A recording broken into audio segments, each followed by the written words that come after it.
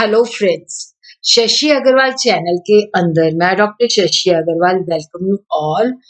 आज का जो हमारा सब्जेक्ट है वो है मैनेजरल इकोनॉमिक्स और we could say business economics. Previous video के अंदर हम लोगों ने समझा था nature and scope of managerial economics, जो हमें बताती है कि जो इकोनॉमिक्स हम सीखते हैं, जो थ्योरी और कंसेप्ट, उनको प्रैक्टिकली हम किस तरह से अप्लाई करते हैं। आज हम देखेंगे कि जो मैनेजरल इकोनॉमिस्ट है उसका रोल और रिस्पॉन्सिबिलिटी क्या है। तो this is the second updated video. अगर आपको मेरा ये एफर्ट सही लगता है तो डू लाइक माय वीडियो, इसको शेयर कीजिए और मेरे चैनल शशि अग्रवाल को सब्सक्राइब कीजिए। So this is my app Edusum app, जिसको आप गूगल प्ले स्टोर से डाउनलोड कर सकते हो। ये जो ऐप है commerce, economics and management students को काफ़ी सारा फ्री स्टडी मटेरियल और काफ़ी सारे फ्री मॉक टेस्ट प्रोवाइड करती है। उसी तरह काफ़ी सारे स्ट्रक्चर कोर्सेज भी अवेलेबल हैं। तो managerial economics and business economics का भी स्ट्रक्चर कोर्स यहाँ पे अवेलेबल है। तो सबसे पहले हम देखते हैं कि role of managerial economics. Previous video के अंदर हम लोगों ने अंडरस्टैंड किया कि मैनेजरल इकोनॉमिक्स का मतलब क्या है। देखो, जो मैनेजरल इकोनॉमिक्स है जिसके अंदर जो इकोनॉमिक्स की थ्योरीज और कंसेप्ट्स और जो हमें मैथमेटिक और स्टैटिस्टिकल टूल्स है, तो उनको हम यूज करके जो है बिजनेस के अंदर जो प्रॉब्लम फेस होती है उसके हम सॉल्यूशंस निकालते हैं, उनको प्रैक्टिकली यूज करते हैं। तो रोल ऑफ मैनेजरल इकोनॉमिस्ट, जो मैनेजरल इकोनॉमिस्ट है, देखो वो इकोनॉमिक थ्योरी के अंदर जो है एक्सपर्ट है और वो अपनी इस थ्योरी को जो बिजनेस के अंदर प्रॉब्लम्स होती हैं वहां पे उनका सोल्यूशन निकालने में हेल्प करता है। वो बताता है कि जैसे रिसोर्सेज लिमिटेड है तो इसकी ऑप्टिमम यूटिलाइजेशन किस तरह से हो सकती है और हमें कौन सी चीज़ें मैन्युफैक्चर करनी चाहिए जिसके बेसिस पे हमें प्रॉफिटेबिलिटी हमारी मैक्सिमम हो सकती है। तो जैसे प्राइसिंग स्ट्रैटेजी के अंदर भी वो हमें हेल्प करता है। तो उसको हम कह सकते हैं कि वो फर्म का एडवाइज़र होता है, जो फर्म को एडवाइस करता है, डिसीजन मेकिंग के अंदर हेल्प करता है। फ्यूचर के अंदर जो प्लानिंग होती है उसके अंदर भी वो उनको फैसिलिटेट करता है। तो मैनेजरल इकोनॉमिस्ट जो है he is required to solve various problems, जिनके अंदर हमें डिसीजन लेना पड़ता है और फ्यूचर के साथ भी हमें फ्यूचर की भी प्लानिंग करनी पड़ती है। और वो इंफॉर्मेशन प्रोवाइड करता है, बताता है कि इस तरह की पॉलिसी, इस तरह की स्ट्रैटेजीज अडॉप्ट करके हम जो है सही डिसीजन जो है ले सकते हैं। Managerial economists helpful in taking business decision into various category depending upon the functional area of the manager. देखो, अगर फिनेंशियल डिसीजन है तो वो फिनांस मैनेजर को बताता है, एडवाइस करता है कि क्या क्या सोर्सेज हैं जहाँ से हम पैसे अरेंज कर सकते हैं, इक्विटी और डेट का पोर्शन कितना होना चाहिए, इस तरह से हम जो डिफरेंट बजट्स के अंदर जो है जैसे किस तरह से हम बजट्स के द्वारा अपने जो फाइनेंशियल मैनेजमेंट है उसके ऊपर कंट्रोल रख सकते हैं। टैक्स प्लानिंग में हेल्प करता है और किस तरह से जो प्रॉफिट होता है कितना पार्ट उसका डिविडेंड डिस्ट्रीब्यूट करना है। और उसी तरह मार्केटिंग डिसीजन के अंदर डिमांड फोरकास्टिंग, मार्केटिंग मिक्स और प्रमोशन मिक्स, सबके अंदर जो है वो हेल्प आउट करता है। प्रोडक्शन डिसीजन जो है, देखो नेचुरली ये डिमांड के साथ जुड़ा हुआ है, तो जहाँ से हमें पता चलता है कि इतनी डिमांड एग्जिस्ट करती है, इस तरह की डिमांड है, तो जिसके बेसिस पे प्रोडक्शन प्लानिंग की जाती है, शेड्यूलिंग की जाती है कि कब हमने प्रोडक्शन स्टार्ट करनी है। उसी के हिसाब से इन्वेंट्री का जो स्टॉक है उसको रखा जाता है, मैक्सिमम लेवल कितना है, मिनिमम लेवल कितना है। तो various selective inventory control techniques होती है जिनके द्वारा इन्वेंट्री के अंदर इन्वेस्टमेंट जो है उसको ऑप्टिमम बनाया जाता है, कहाँ पे हमने प्लांट को लोकेट करना है and what should be the arrangement of machinery. और उसी तरह क्वालिटी कंट्रोल की टेक्निक्स किस तरह से हमने इस्तेमाल करनी है। पर्सोनल फंक्शन के अंदर जो है कि हमारी जो मैन पावर रिक्वायरमेंट है उसके बारे में क्या रिक्रूटमेंट है, क्या सिलेक्शन है, किस तरह से हमने उनको डेवलप करना है, किस तरह से उनको हमने मोटिवेशन करनी है। तो मैनेजरल इकोनॉमिस्ट की जो दो फंक्शन है, एक है मेकिंग डिसीजन, सेकंड है कि जो इंफॉर्मेशन है उसको प्रोसेस करता है, वो जो भी प्रॉब्लम है उसको देखते हुए रेलिवेंट डाटा जो है वो कलेक्ट करता है, फिर उसको एनालिसिस करता है जिसके बेसिस पे वो डिसीजन लेता है। He must be able to obtain, process and use information so as to make intelligent decisions. Economic theory की नॉलेज होना बहुत एसेंशियल है, जिसके बेसिस पे वो पहले इंफॉर्मेशन को गैदर करता है, फिर उसकी प्रोसेसिंग करता है, फिर उस इंफॉर्मेशन के बेसिस पे वो डिसीजन लेता है और ऑर्गेनाइजेशन को जो रिसोर्सेज हैं, जो प्रॉब्लम है, उसको सॉर्ट आउट करने में हेल्प करता है। और उसी तरह जो रोल ऑफ मैनेजरियल इकोनॉमिस्ट के दो तरह के फंक्शन होते हैं। एक स्पेसिफिक फंक्शन है जो एक स्पेसिफिक प्रॉब्लम के साथ डील करते हैं, और उसी तरह एक जनरल फंक्शन है। तो स्पेसिफिक डिसीजन होते हैं कि जैसे कोई फर्म की ब्रांच जो है प्रॉफिटेबल नहीं है, तो क्या हमें इसको कैरी ऑन करना चाहिए या क्लोज कर देना चाहिए, या कोई कंपोनेंट हमें बाजार से खरीदना चाहिए या खुद मैन्युफैक्चर करना चाहिए। कई बार ऐसे होता है कि डिसीजन लेना पड़ता है कि स्टोर इस एरिया के अंदर हमें ज़्यादा घंटे खोलना चाहिए कि नहीं खोलना चाहिए। तो इस तरह के जो स्पेसिफिक डिसीजन है वो लेने में हेल्प करता है। और इंडस्ट्री के अंदर भी इस तरह के स्पेसिफिक डिसीजन, प्रोडक्शन शेड्यूलिंग कब स्टार्ट करनी है, डिमांड फोरकास्टिंग, मार्केट रिसर्च, और इंडस्ट्री का इकोनॉमिक एनालिसिस, इन्वेस्टमेंट का appraisal, security management analysis, foreign exchange के ऊपर एडवाइस, और उसी तरह फाइनेंशियल जो फंड्स है उसको किस तरह से मैनेज करना है, ट्रेड के ऊपर और पब्लिक रिलेशन के ऊपर एडवाइस, कैपिटल प्रोजेक्ट्स के अंदर उनको चूज करने में, सिलेक्ट करने में हेल्प करता है, और प्राइसिंग रिलेटेड ये जो डिसीजन है ये स्पेसिफिक होते हैं, एक फंक्शन किसी न किसी फंक्शन के साथ जुड़े होते हैं। इसी तरह हम देखते हैं कि जनरल फंक्शन जो है, देखो जो इकोनॉमिक थ्योरी है ये डिसीजन मेकर को हेल्प करती है कि हमें कौन सी इंफॉर्मेशन चाहिए, ये प्रॉब्लम है इसके लिए हमें कौन सी इंफॉर्मेशन चाहिए जिसके बेसिस पे हमने इंटेलिजेंट डिसीजन लेना है। अगर प्राइसिंग है तो देखना पड़ेगा कौन से मार्केट स्ट्रक्चर के अंदर हम रन कर रहे हैं, और वो बिजनेस जो है किस तरह के लोग जो है किस इनकम कैटेगरी को बिलोंग करते हैं, और उनकी इलास्टिसिटी क्या है। तो डेफिनेटली हमें जो प्रॉब्लम है उसके रहते हुए हमें कौन सी इंफॉर्मेशन चाहिए, वो इंफॉर्मेशन ऑब्टेन करने में हेल्प करता है, उसकी प्रोसेसिंग करने में हेल्प करता है, और उसके बेसिस पे हम किस तरह से डिसीजन ले सकते हैं। बिजनेस जो है that is influenced by two types of environment. External factors को इन्फ्लुएंस करते हैं जो कि बिजनेस के बाहर होते हैं, जो कि अनकंट्रोलेबल होते हैं। इंटरनल फैक्टर जो कि विद इन दी ऑर्गेनाइजेशन होते हैं, ऑलमोस्ट कंट्रोलेबल होते हैं। तो एक्सटर्नल फैक्टर्स के अंदर जनरल इकोनॉमिक कंडीशन क्या है, नेशनल इनकम का लेवल क्या है, रेट ऑफ ग्रोथ क्या है, इनकम डिस्ट्रीब्यूशन रीजनल लेवल पे क्या है जिस स्टेट के अंदर हमारा बिजनेस सिचुएटेड है,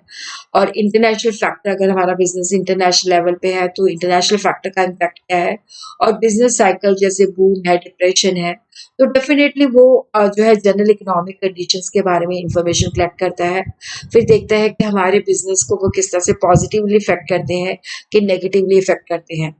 डिमांड फॉर द प्रोडक्ट के अंदर देखो वो लोगों की डिमांड को स्टडी करता है कि जिस एरिया में हमारा बिजनेस है, जो हमारा प्रोडक्ट है उसको किस तरह के लोग खरीदते हैं, उनकी परचेजिंग पावर क्या है, हमारी डिमांड पैटर्न क्या है, लोगों के जैसे फैशन है, हैबिट एंड टेस्ट चेंज होती है तो उसका हमारी डिमांड के ऊपर क्या इम्पैक्ट होता है। और उसी तरह देखो इनपुट कॉस्ट के बारे में होता है कि जो हम प्रोडक्ट मैन्युफैक्चर कर रहे हैं उसके अंदर हमारी इनपुट की कॉस्ट कितनी है, और इनपुट की कॉस्ट में वेरिएशन होती है तो वो हमारी कॉस्ट को किस तरह से प्रभावित करती है, और डिफरेंट रीजन के अंदर जो लेबर अवेलेबल है उसकी कॉस्ट क्या है, और क्रेडिट कंडीशन कितनी अवेलेबल है, गवर्नमेंट क्रेडिट पॉलिसी के अंदर चेंजेस आती है तो वो हमें किस तरह से इफेक्ट करती है, किस तरह से हम अलग अलग इनपुट्स को कंबाइन करके अपनी कॉस्ट को मिनिमाइज कर सकते हैं। मार्केट कंडीशन क्या है, मटेरियल अवेलेबल है या मटेरियल की शॉर्टेज है, सिंगल सोर्स है या मल्टीपल सोर्स है, तो ये सारी चीज़ें बहुत मैटर करती हैं। और जो हम प्रोडक्ट सेल करते हैं उसमें कंपटीशन कितना है, नेचर ऑफ द मार्केट क्या है, प्राइस ऑफ द मटेरियल क्या है, कंपटीशन कितना है, और फर्म का जो शेयर है मार्केट के अंदर वो भी, टोटल शेयर कितना है, हमारा शेयर कितना है, और हमारे लिए अपॉर्चुनिटीज क्या है, क्या पॉलिसीज हम बना सकते हैं। उसी तरह गवर्नमेंट की economics policy, monetary policy, industrial policy, physical policy, जो है टैक्सेशन पॉलिसी क्या है, फॉरेन एक्सचेंज अगर हमारा बिजनेस इंटरनेशनल सिनेरियो पे है तो फॉरेन एक्सचेंज रेगुलेशन क्या है, कौन से एक्ट जो है हमारी ऑर्गेनाइजेशन के ऊपर एप्लीकेबल है, किस तरह से हम उनकी कंप्लाइंस कर सकते हैं, किस तरह से वो हमारे लिए अपॉर्चुनिटी और थ्रेट जो है प्रोवाइड करते हैं। इंटरनल फैक्टर्स के अंदर देखो जो विद इन दी ऑर्गेनाइजेशन होता है उसके अंदर हम देखते हैं कि हमारी कंपनी की जो प्राइसिंग पॉलिसी है वो किस तरह की है। जैसे फर्म अगर मल्टी प्रोडक्ट बनाती है तो उसके अंदर क्या होता है कि हमें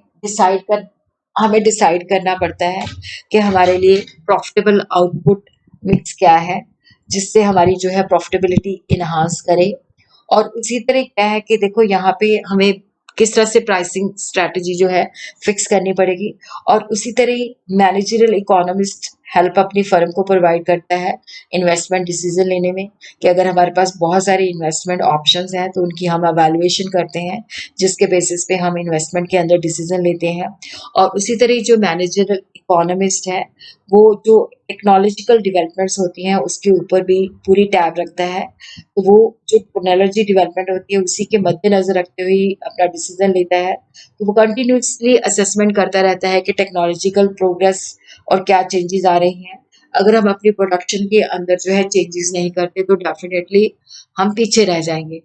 और उसी तरह बिजनेस की जो प्लानिंग है उसमें भी वो हमें हेल्प करता है कि बिजनेस को स्मूथली हमने किस तरह से रन करना है। तो वो पॉलिसी मेकर जो होते हैं उनके ऊपर टैब रखता है, देखता है कि वो किस तरह की पॉलिसीज फ्रेम आउट करते हैं, जिसके बेसिस पे हम उस तरह की पॉलिसी के मुताबिक अपने आप में चेंजेस ला सकें। और उसी तरह वो स्टैटिस्टिकल रिकॉर्ड भी मेंटेन करता है कि हमारा बिजनेस ऑर्गेनाइजेशन की परफॉर्मेंस क्या है। बट उसी तरह वो राइवल फर्म जो कॉम्पिटिटिव होते हैं उनकी परफॉर्मेंस के ऊपर भी टैब रखता है, क्योंकि हर एक फर्म का जो रेशियो होता है ज़्यादा से ज़्यादा सेल करना होता है और ज़्यादा से ज़्यादा मार्केट शेयर लेना होता है, तो इसलिए हमें राइवल के ऊपर भी चेक रखना पड़ता है। और उसी तरह वो इकोनॉमिक इंफॉर्मेशन भी जो है ऑर्गेनाइजेशन को सप्लाई करता है, ताकि जिसके बेसिस पे ऑर्गेनाइजेशन जो है अपनी राइट स्ट्रेटजी अडॉप्ट कर सके, कि जो राइवल है, जो कॉम्पिटिटर है, वो किस तरह की प्राइसिंग पॉलिसी, किस तरह की स्ट्रेटजी अडॉप्ट कर रहे हैं मार्केट को कैप्चर करने के लिए।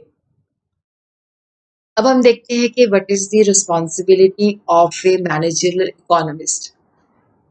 यहाँ पे मैनेजर इकोनॉमिस्ट जो है, क्योंकि इसके अंदर देखो क्वांटिटेटिव चीजें भी आती हैं, एथिकल चीजें भी आती हैं, तो ये ज्यादा प्रैक्टिकेबल है, क्योंकि हम यहाँ पे जो इकोनॉमिक्स के अंदर सीखते हैं उसको प्रैक्टिकली यूज करते हैं। तो यहाँ पे फर्म ने अगर सक्सेस प्राप्त करनी है तो रिसोर्सेज लिमिटेड होते हैं, तो इसकी ऑप्टिमम यूटिलाइजेशन होनी चाहिए। तो मैनेजरियल इकोनॉमिस्ट की रिस्पॉन्सिबिलिटी बनती है कि जो मैन और जो रिसोर्सेज अवेलेबल हैं उसकी प्रॉपर यूटिलाइजेशन होनी चाहिए, प्रोडक्शन की कैपेसिटी जो है ऑप्टिमम होनी चाहिए, साइज ऑप्टिमम होना चाहिए, ताकि इकोनॉमीज ऑफ स्केल प्राप्त किया जा सके, और लोगों के जो टैलेंट है उनको प्रॉपरली जो है यूज किया जाए, और जो फिनांस है उसको प्रॉपरली मैनेज किया जाए। और उसी तरह decision making and forward planning, जिसके अंदर वो फ्यूचर के लिए प्लानिंग करता है, डिमांड की फोरकास्टिंग करता है, शॉर्ट टर्म फोरकास्टिंग करता है, शॉर्ट टर्म फोरकास्ट, उसी तरह लॉन्ग टर्म प्रिडिक्शन भी करता है, ताकि वो देखता है कि किस तरह से इकोनॉमिक फोरकास्ट के बेसिस पे जो है, क्योंकि इन्वायरमेंट जो होता है अनसर्टन होता है,